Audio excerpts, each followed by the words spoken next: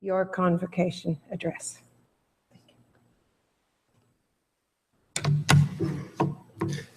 Thank you, Madam Chancellor, Mr. President, members of the board, faculty, family, friends, graduates. Thank you for affording me the privilege to speak at your commencement. To the 2017 graduates, I am honored to be one of the first to congratulate you on your truly remarkable success. This week of commencement signifies different achievements that go well beyond academics. Along with your Guelph experience, many of you will have felt the consequences of independence for the first time. Some will have found true love, others will have lost it. People will have waged battles with anxiety, depression, and many people will have overcome learning disabilities to be here today. Irrespective of your path, your time at Guelph has shaped the person that sits here today. Today represents various achievements that for some signify an arduous 2-decade journey through our education system. For others, it's a stepping stone to your next degree. And also, it signifies a return for some to our education system. For the people in the back of the room, we celebrate this achievement with you as well. The parents, the children, friends and partners, they have played a major role in your success. They have been your closest confidants, your tutors, your escape from reality, and in many cases, your personal financier. So today we celebrate with those as well, because for some, today truly represents financial freedom, as the bank of mom and dad will have made its last loan. In completing your degree today, you join the 6.7% of the global population with a university degree. Your education affords you opportunities that 90% of the world can only dream of attaining. With this in mind, what social responsibility do you have to improve the world around you? Now, more than ever, we need you to dream.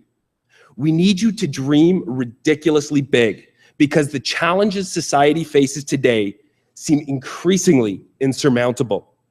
We have environments that are being decimated. We have populations that seem unable to reside together.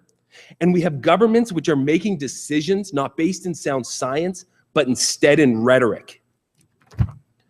The world needs dreamers and doers that are going to provide solutions to our taxed food supply, that will invent green solutions for us to exist in our world without negatively impacting our environment. And in about a moment's time, you, along with your fellow Guelph graduates, will be pushing at the forefront of these collective issues. So as we sit here today and reflect, what is it you got from your university degree other than stress and debt? A decade from now, the facts you have learned will be rewritten. The articles you have studied from will be obsolete. The materials you were taught from will become archaic, much like the acetates that I learned from when I was an undergraduate. So what's the value of a university degree today? I assure you it is not in the facts you have learned. Instead, it is the skills that you have developed in your time that will prove invaluable. Hopefully your time here has fueled your creative process, has sparked an innate curiosity for the things around you, and refined your compassion for humanity. Today does not signify the end of your educational pursuit, but instead it is left in your capable hands. Today I was asked to say something inspirational, and it would help if it was a personal story. But my story isn't unlike most of yours. My start in the education system was not good. I was never an overachieving student.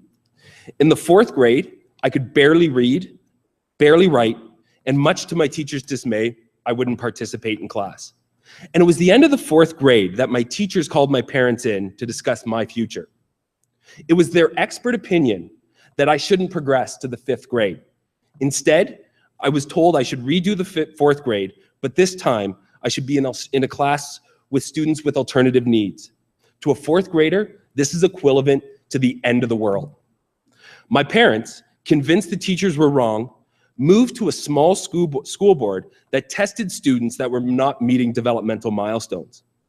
My second attempt at the 4th grade, I was enrolled 4 days a week as a regular student, and on the 5th day I would undergo testing. And very quickly in this testing, they found that I couldn't hear. I could only hear about 50% what was normal, and in a group setting, this dropped down to about 10%. Problem was quickly identified. A few surgeries later, it was corrected. But for the next decade, I was forced to sit in the front row of every single class. This led me to being awarded a never achieved award in my high school, which was a first student ever with perfect attendance. However, my issues got quickly resolved, but I was many years behind. I had missed developmental stages that would prove extremely difficult to make up. So for the next decade, my after schools and weekends were filled with tutors, and my summers were just a time I went to a different school. In the 11th grade, I found a box of old report cards, and I didn't know this at the time, but my parents moved from Mississauga to Cambridge because on that report card it said, as parents of Michael, you should begin financial planning for his future because he will be dependent on you for the rest of his life. If I or my parents had accepted their version of my potential, I would not be here today. It's what I learned in that moment. That's why I'm standing here today, and it's simple. You and you alone get to determine what your dreams are, and no one should ever deter you from pursuing them. Dream big. Dream unreasonably big. And when obstacles get in your way, move them. If you fail at something, figure out why, learn from it, and try again. If you have never failed at anything, you are not dreaming to your full potential. And if you are deterred from pursuing your dreams, in fear of failing, you have failed before you have even begun.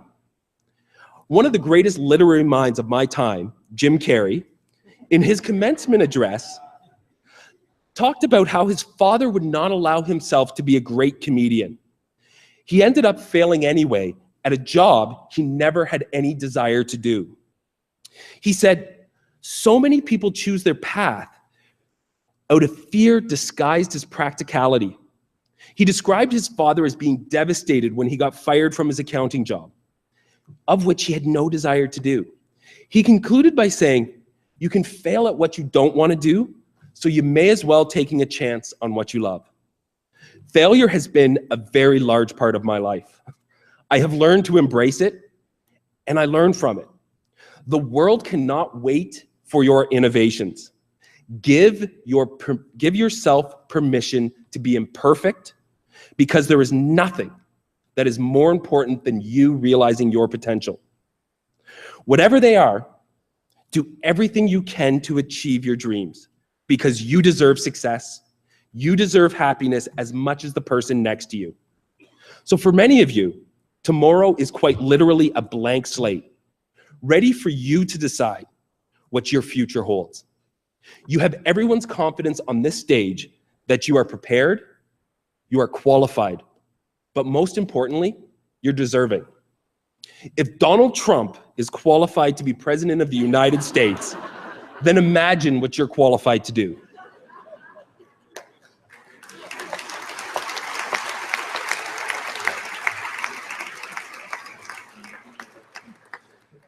Tomorrow is what you make of it. So make it the best version, because I promise you, in a blink of an eye, you're going to be reflecting on where the time has gone by. So I encourage you, after you leave here today, figure out what your dream is and remain steadfast until it's achieved. Thank you.